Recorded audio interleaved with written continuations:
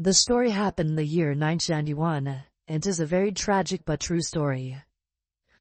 My wife Alex and I were invited to my best friends, Tim and Jessica's private mountain house for the night, and to have a sort of small house party. And they had recently gotten engaged and invited us to celebrate with them. They also asked my brother Daniel and his girlfriend Madison to join us as well. My brother drove us all to Tim and Jessica's house. It was a wonderful private house in the woods and mountains. This took place during the summer, so the weather was really nice as well. We drove up the long driveway part and headed inside to greet our friends. We got to the house around 7 p.m., and Jessica had been preparing a meal for all of us.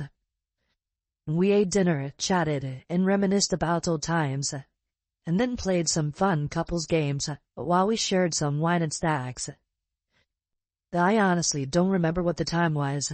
I'm guessing around 10 p.m. or something, but we heard a knock on the front door. We all looked at each other with great confusion. I asked him if he was expecting anyone else, and he said no.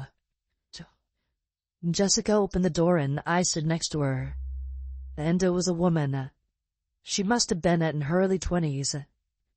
She looked pale and had dark bags under her eyes. She said that she and her husband had broken down and they needed help. She then pointed behind herself and down the driveway. And there's a pickup truck with the hood of the bonnet open and some guy waving at us. Myself and Daniel didn't know the first thing about cars, but Tim did. And so Tim offered to go down with some of his tools and to take a look. Meanwhile, the girl waited inside. She took a seat and the first thing she said was, "Do you have any food?" We all didn't say anything for a second, probably because of how weird and awkward the situation was.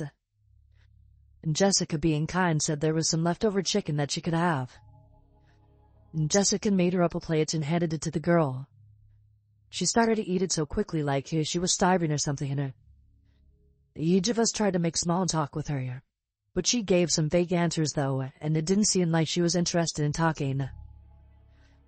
I asked what she was doing out here and how they broke down, as I found it really odd that they got stranded right at the bottom of the driveway. She then said that me and my brother were on our way to go camping.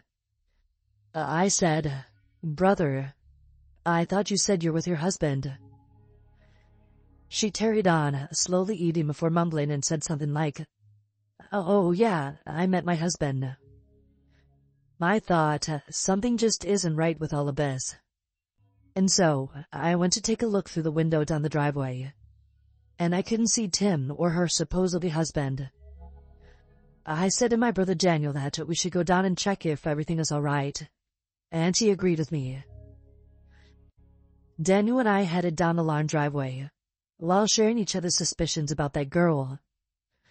When we got down to the car, Tim nor that guy was anywhere in sight.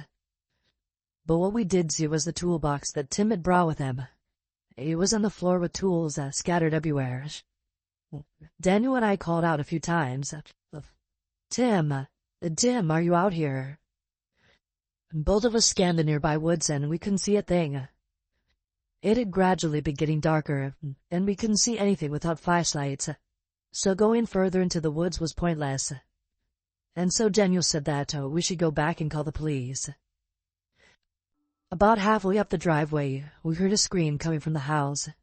It was one of the girls.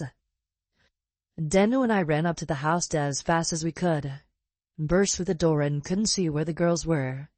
We each called for our other halves' names. We heard another scream coming from upstairs. We ran upstairs and saw that girl kicking and screaming at the bathroom door, while holding a kitchen knife.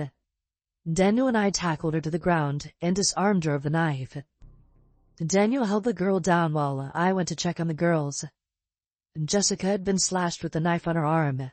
It wasn't serious, but she was in some pain. Alex and Madison were untouched.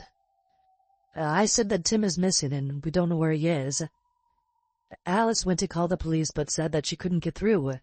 She said that there was no dial tone. As we couldn't get through the police, I said let's just tie this girl up and wait until we figure out what to do. I asked Jessica where the flashlights were. Daniel and I grabbed the flashlights and said, We needed to look for Tim as we think he was in trouble. I said to the girls, keep trying to get through to the police. We'll be back in 20 minutes and then we would drive to the nearest police station or anywhere with a phone in Daniel's car. Daniel and I went outside and we searched nearby for Tim. We walked around in the woods calling Tim's name. After some time of searching, we came across the telephone pole that had been chopped down. Someone must have done this on purpose, and that was the reason why we couldn't get through to the police. The line had been disconnected. We need to get back to the girls right now, I said to Daniel. We started running back towards the house, and then we heard something on the other side of the woods. It was what sounded like 2 gunshots. Daniel and I carried on running. Eventually, we got back to the bottom of the driveway, and were shocked to see that the pickup truck, along with the tool, were now gone. We didn't have time to ask questions as he wanted to get back to the house and to check the girls. When we'd returned to the house, it was empty and the girls were gone. And somehow, so was the girl who was tied up.